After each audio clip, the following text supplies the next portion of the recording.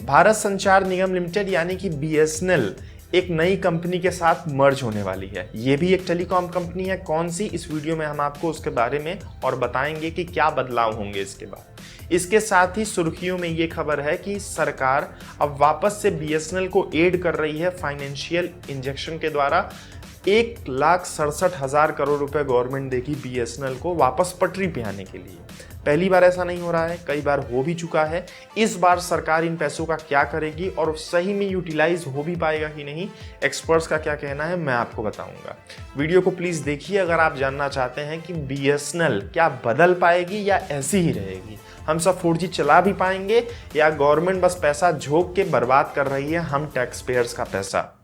आगे बढ़ने से पहले दोस्तों इस वीडियो को लाइक जरूर करें। टेलीकॉम, टेक और मनी मेकिंग की वीडियोस देखने के लिए अपने चैनल हिंदुस्तानी हेल्पर को सब्सक्राइब करके बेल आइकन भी प्रेस कर लीजिए। हेलो नमस्कार, प्रयागराज से मैं प्रवीण माहुलियार इस नई वीडियो में करता हूं आप सभी का स्वागत। मर्जर के बारे में बताने से पहले आपको बताऊंगा बीएसएनएल में जो गवर्नमेंट एक बार फिर ऐड कर रही है 1,67,000 करोड़ रुपए, उसका करेगी क्या, फंड कहां एलोकेट होंगे, गवर्नमेंट ने क्या बताया। लगभग 50,000 करोड़ रुपए पिछले साल गवर्नमेंट ने एलोकेट किए थे बीएसएनएल को, कहाँ गए कुछ पता ही नहीं चला।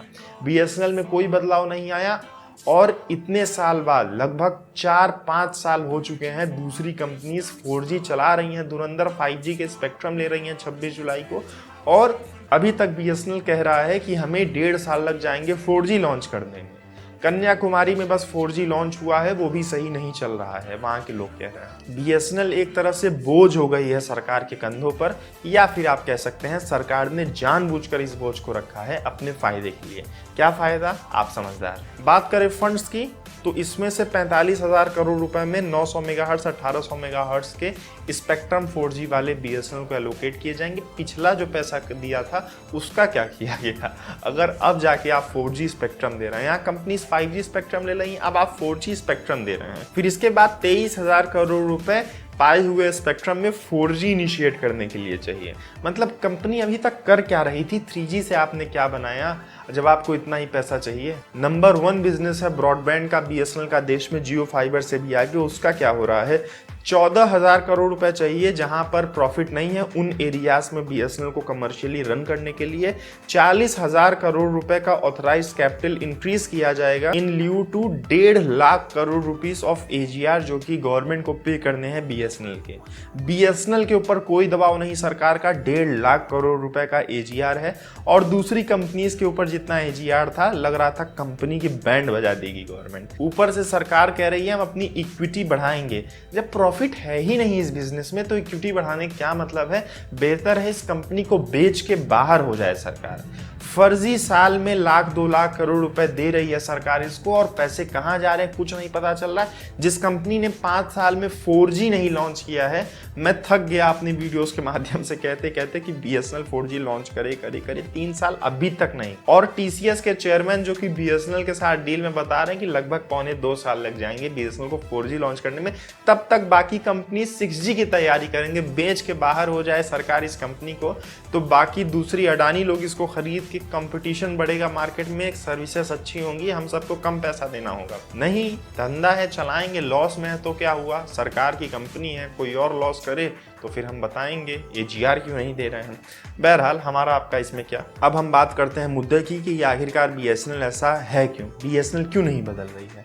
दोस्तों सबसे जो ज़रूरी किसी कंपनी में रिसोर्स होता है वो है human resource, man power. BSNL का जो मैन पावर है वो घिसी पिटी मैन पावर है। मैं सबका सम्मान करता हूँ, प्रत्येक व्यक्तियों का जो भी काम करते हैं कहीं, लेकिन गवर्नमेंट एम्प्लॉयज़ कैसे होते हैं आप जानते हैं, सरकारी बैंक वाले कैसे होते हैं आप जानते हैं। उनको काम करने की इच्छा नहीं होती, ना ही वो टेक्निकली साउंड होते हैं। जहाँ जियो एयरटेल में सब नए लड़के, टेक्निकल लड़के होते हैं, साउंड मेहनत करने वाले, बीएसएनएल में ज़्यादातर लोग 50-55 की एज वाले कि हमारी पेंशन नहीं मिल रही, हमारी पेंशन नहीं मिल रही है, यही करने वाले लोग हैं। किसी के अंदर ऊर्जा नहीं, शक्ति नहीं, बीएसएनएल में नहीं, भर्ती भी नहीं। सरकार को पहले तो बीएसएनएल की मैन पावर को सही करनी चाहिए अगर चलाना ही है। उसके लिए सरकार कुछ नहीं कर रही है, रोज आंदोलन झेल रही है बीएसएनएल का। जब वहीं सारा पैसा चला जाएगा तो आप करेंगे क्या। बहरहाल मेरा तो बेस्ट सुझाव है इस कंपनी को बेच देना चाहिए। आपका क्या कहना है कमेंट करके बताइए। सरकार बीएसएनएल का मर्जर जिस कंपनी के साथ कर रही है वो है बीबीएनएल। ये भी एक फाइबर ऑप्टिक्स केबल फ्रेमवर्क और कमर्शियल सप्लाई सी कंपनी है जो ब्रॉडबैंड सर्विसेज प्रोवाइड करती है। तो BSNL के साथ मर्ज होने के बाद और बेहतर आप सभी को ब्रॉडबैंड की सेवाएं देखने को मिलेंगी, टेलीफोन लाइंस की सेवाएं देखने को मिलेंगी BSNL की ओर से। तो वो तो अच्छा है ही, उसको और अच्छा कर दिया जाएगा और कुछ खास नहीं है। इस वीडियो के बाद आपके क्या सोचा होगा कमेंट करके बताइए। BSNL को लेकर आपका क्या सोचना है कमेंट करके बताइए। दीजिए फिलहाल के लिए इजाजत। जय हिंद, जय भारत।